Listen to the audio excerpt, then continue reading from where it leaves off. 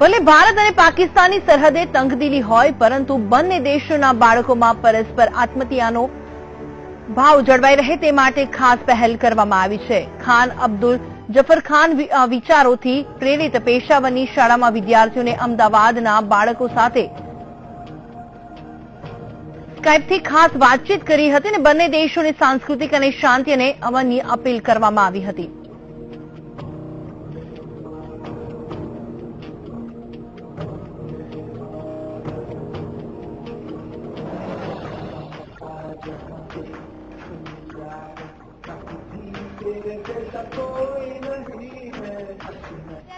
આ 26મી જાન્યુઆરીના દિવસે પાકિસ્તાન વાળા જોડે અમે વાતો કરી તો અમને ખૂબ જ મજા આવી।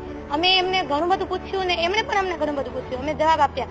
જેમ કે એમણે અમને એ પૂછ્યું કે તમારે કયા કયા તહેવાર મનાવે છે, આ 26મી જાન્યુઆરી આમ મનાવે છે કઈ રીતે। પછી અમે જવાબ આપ્યો કે આ બંધારણ જે અમલમાં મૂક્યું એટલે અમે 26મી જાન્યુઆરી મનાવીએ છીએ।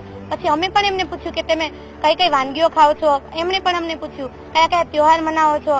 આમ ઘણી બધી કન્વર્ઝેશન થઈ અમારા વચ્ચે। આખા એશિયામાં યંગસ્ટર્સ છે બધા, એ લોકોનું ભેગા મળીને જોડાયેલું એક આખું ગ્રુપ છે અને એ લોકો એવું કરતા હોય છે કે એકબીજા દેશોમાં રહેતા લોકોને ત્યાંની પરિસ્થિતિની વાત છે, ત્યાંના કલ્ચરની વાત છે, એ લોકોના તહેવારોની વાત છે, આ બધાની વિશે એક્સચેન્જ એટલે શું છે ત્યાં ને અહીંયા શું છે એ બધાની વાતો થતી હોય છે અને અલ્ટિમેટલી એનાથી એકબીજા દેશના લોકો નજીક આવે એની વાત થતી હોય છે। એટલે આ 26મી જાન્યુઆરીના એક પર્વ નિમિત્તે અમને લોકોને એવું થયું કે આપણે પાકિસ્તાનમાં રહેતા બાળકો સાથે વાતો કરીએ અને વાતોમાં જે પોલિટિકલ ને જે બીજી બધી ચર્ચાઓ થાય છે અમારે એના વિશે નથી વાત કરી, પણ એક નિર્દોષ બાળકના મનમાં શું આવે, જેમ આપણે જોયું એમાં કે એમણે પૂછ્યું કે અમારે ત્યાં કયા તહેવારો ઉજવાય છે, તમે કેવી વાનગીઓ, તમે શું ખાઓ છો એમ। એટલે એક બાળક સહજ જે જિજ્ઞાસા હોય છે એ જિજ્ઞાસાની વાત આ કોન્ફરન્સમાં કરવાની અમે લોકોએ કોશિશ કરી, બાળકોએ કોશિશ કરી।